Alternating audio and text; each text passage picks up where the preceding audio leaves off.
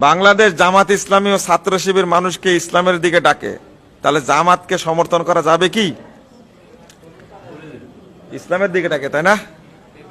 হ্যাঁ, ক্ষমতার দিকে ডাকে, তাই না?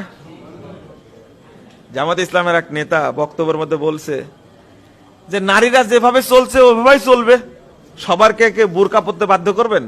যে পরবে না পরবে না, যে পরবে পরবে। বুঝলেন?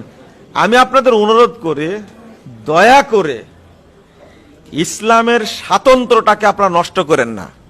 আপনারা রাজনীতি করেন, অর্থনীতি করেন, পরিবার নীতি করেন, যত ইচ্ছা তত করেন, এখানে বাধা নাই, কিন্তু ইসলামের স্বাতন্ত্র্যকে আপনারা নষ্ট করবেন না, দয়া করে করবেন না। আপনারা জামাত ইসলামের ভাইয়েরা কি করলেন? মন্দিরে গিয়ে যে পরিমাণ ওয়াজ নসিহত করছে, এবার হিন্দু কমিটি করছে, তাই না?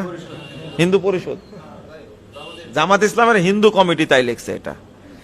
এটা সংস্কার আনতে হবে। বাংলাদেশের মানুষ খাবে না। আপনি যদি আওয়ামী লীগ বিএনপির মতো করে মাঠে নামেন, খাওয়ান, আপত্তি নাই। ইসলামের নামে খাওয়ানোর চেষ্টা করেন না, ইসলামের নামে খাওয়াবেন না।